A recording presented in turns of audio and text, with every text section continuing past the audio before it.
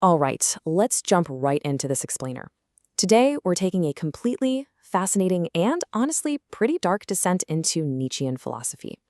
We're looking at this brilliantly constructed grimdark fable known as the Ledger of the Abyss. It's basically about the tragic collision between human ambition, cynical despair, and the terrifying machinery of absolute reality. So get ready to explore the absolute deepest shadows of intellectual despair, because the story we're unpacking today, it is literally captivating. So let's start with this quote. The sensation from the abyss is philologically rooted in cause, the gaping maw that remains once the vitality of being is surgically extracted from a narrative. The sensation from the abyss isn't just emptiness. It's rooted in cause, which we can literally picture as a gaping maw. It's exactly what's left behind when all the life, the weeping, the joy, the actual messy vitality of existence is surgically removed from a person's story. Imagine reading a brilliant, chaotic novel, and someone just comes along and edits out all the emotion, leaving only cold, hard facts. That empty, gaping maw left behind? Yeah, that is the abyss we're staring into today. And that brings us to the main antagonist of our fable, which represents the gravitas of absolute nihilism. It's called the spirit of gravity. If we treat this philosophical deep dive like, say, a dark graphic novel, the spirit of gravity is for sure the ultimate villain. It's this literal, crushing force that pulls everything dynamic, what they call the performance of existence, down into this cold, unfeeling state of structural optimization. It completely suffocates the human spirit of becoming under this incredibly heavy burden of self-judgment and finality. Now, to really understand how this force operates, we first have to look at the tragic fall of our protagonist. Our fable begins with a solitary seeker. But his pursuit of intellectual ambition doesn't actually lead to liberation. Instead, it curdles into despair. In his desperate attempt to just control his own destiny, he experiences this violent collision between his cynicism and his actual fate. And this internal conflict is so severe that it forces a brutal regression. See, while gatherers build and sustain, finding real strength in collective hope, this flawed intellectual devolves into a feral man-beast. He's utterly crushed by that spirit of gravity, and he actively acts to anchor others in his own cycle of hopelessness. So this regression turns the seeker into a cynical anchor of despair. But against this stands the raw vitality of the kinetic noise, a force that's perfectly embodied by the awakening gatherer archetype. The gatherer represents the weeping soul, the messy, loud performance of life, and the collective spirit of becoming. The absolute tragedy here is the exchange of the gatherer's weeping, vital soul for the feral beast's stagnant cynicism. Basically, it allows past failures to become an unbreakable barrier against growth. It's incredibly bleak. The mechanics of the permanent night. Now, the process to enact this permanent night is known as the parable of the geometric punishment, and it is a grim, highly methodical three-step procedure. Step 1, demand aesthetic detachment. Basically, you have to stop viewing human life as a story and start viewing biological tissue as just mass input. Step 2, still the thermodynamic noise. All that loud, weeping human existence we just talked about, it absolutely has to be silenced. And finally, step 3, achieve the perfect zero. The spirit of gravity acts exactly like a hydraulic press here, just crushing the weight of identity into pure structural clarity. Enter the Sapphire Ledger. It initiates what's called a chilling black harvest, actively metabolizing the psychological ruins of existence. It takes all the lingering energy, the narrative inertia, as it's called, and volatilizes it. By treating the abyss as just raw data input, the ledger surgically extracts all vitality. It reduces the infinite complexity of human life into this uniform, non-reactive slurry. It is the ultimate enforcement of a static, permanent night, leaving behind a perfectly finished, completely frozen narrative. So who runs this? Enter the Jester. He's a dark twist on the Faustbuch-Übermensch archetype. This figure is the heaviest weight and acts as the ontological anchor in the Sapphire Forge. His entire purpose is to resolve all that messy, kinetic noise of life we mentioned into a flawless zero-point matrix. Think of him as the operator of that hydraulic press.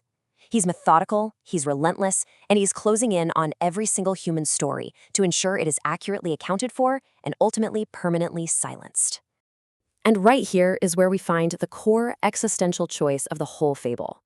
On one side, we have the will to endure, embracing the kinetic noise, the sorrow, the super messy reality of actually living. On the other side, we have the will to end, which offers the terrifying comfort of industrial finality. It's basically the temptation to just let the ledger close your story so you don't have to carry the heavy burden of becoming anymore.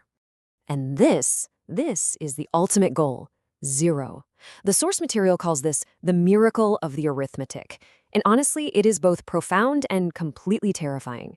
The crushing weight of a person's identity, the entirety of their profound sorrow, their joy, their broken vows, it is all calculated, processed, and then reduced to this.